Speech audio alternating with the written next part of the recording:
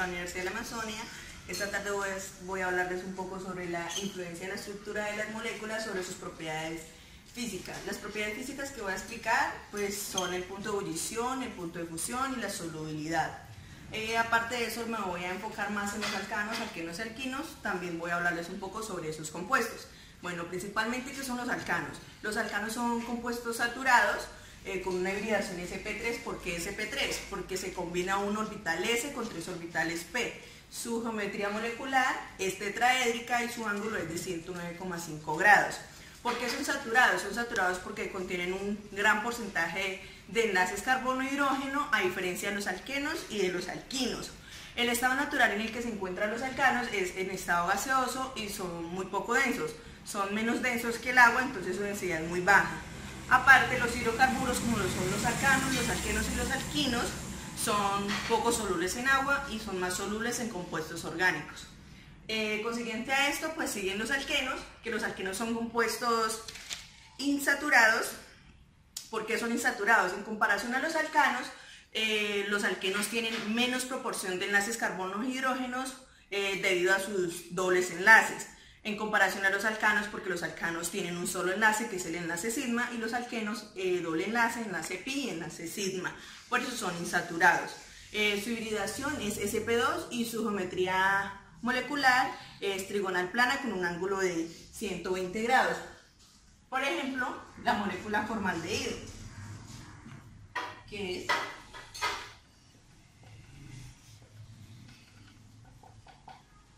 es trigonal plana y este ángulo es de 120 grados. Los alquinos son compuestos insaturados igualmente porque contienen pues, menor número de enlaces carbono-hidrógeno en comparación a los alcanos y alquenos. En este caso ellos se representan con un triple enlace. Su hibridación es sp y su geometría molecular es lineal, como lo mostraré aquí.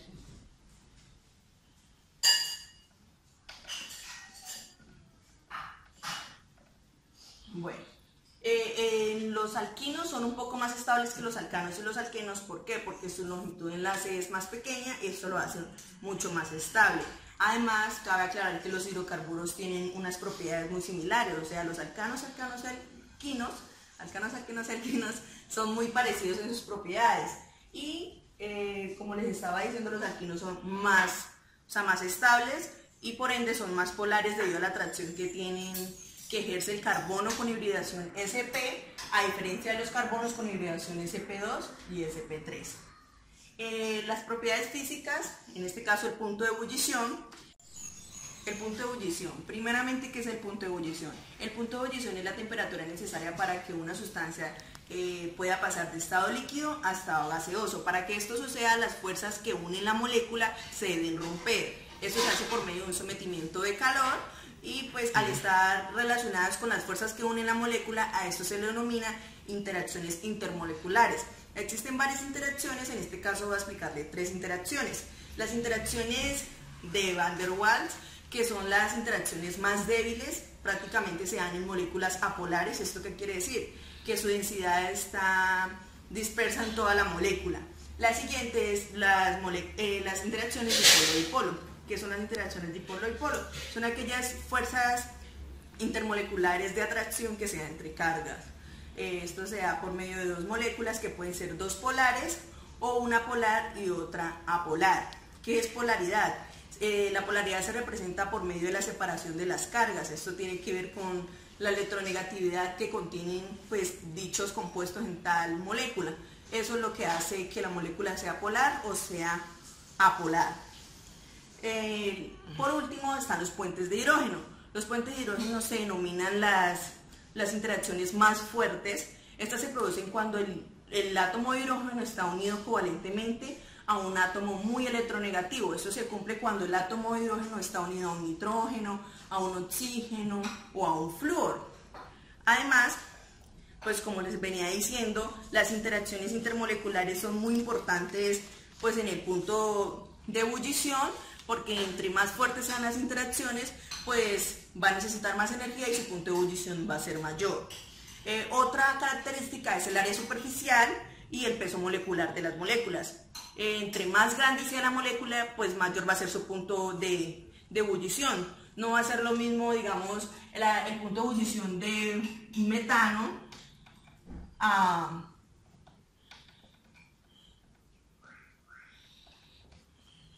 un propano. Entre mayor área superficial, pues va a ser mayor la solubilidad, el punto de ebullición, perdón. Y aquí va a ser menor. Bueno, consiguiente a esto, pues está la propiedad del punto de fusión. La influencia de las estructuras de las moléculas es prácticamente la misma al punto de ebullición.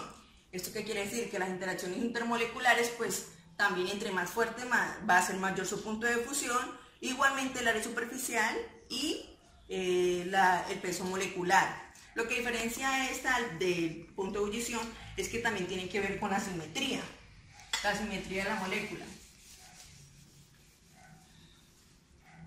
Si la molécula es simétrica, pues el punto de fusión va a ser mayor, y si es asimétrica, pues va a ser menor. Por ejemplo, este es el 1-metil-butano y este es el propano.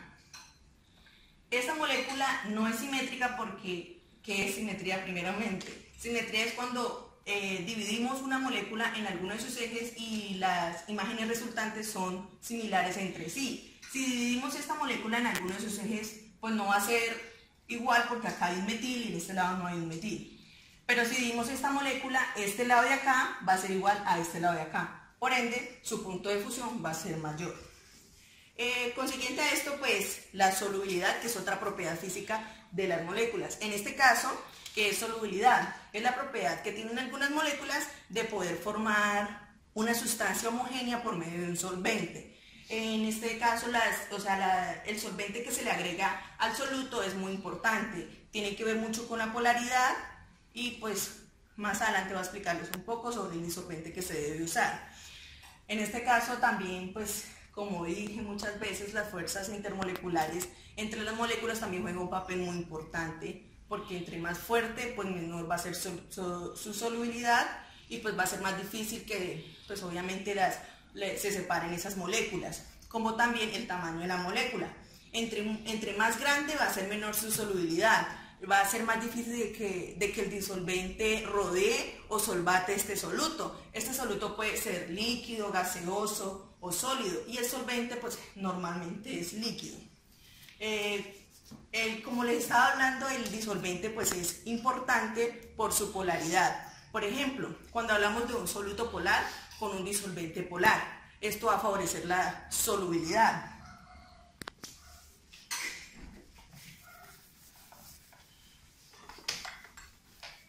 Voy a poner un ejemplo para que entiendan un poco mejor cómo se da pues esta solubilidad.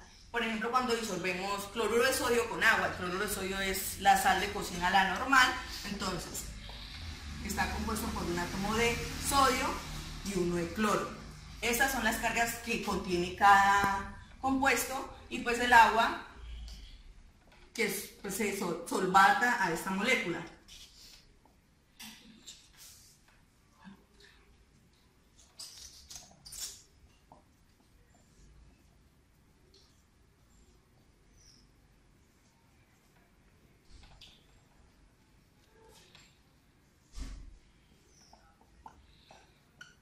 ¿Por qué ocurre esto? Esto ocurre porque pues la polaridad de la molécula se van a atraer, digamos, cuando una es positiva con otra negativa, como se muestra aquí.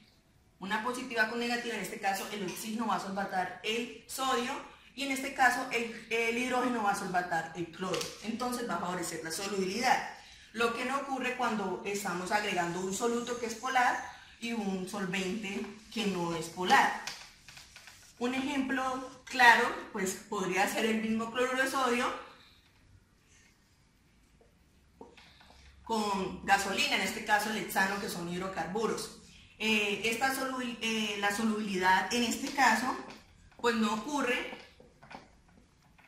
porque los hidrocarburos que constituyen la gasolina no solvatan los iones, por ende no tienen como la misma energía para romper esa red cristalina que hay entre esta molécula.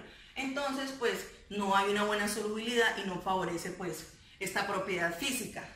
Bueno, hasta aquí llegó el video, muchas gracias, espero les haya servido.